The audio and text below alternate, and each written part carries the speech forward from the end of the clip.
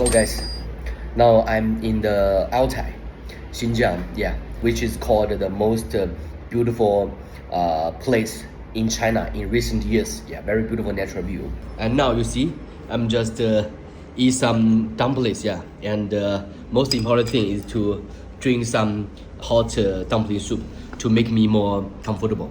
I was about to go skiing and go to some places, very famous places around the Altay city.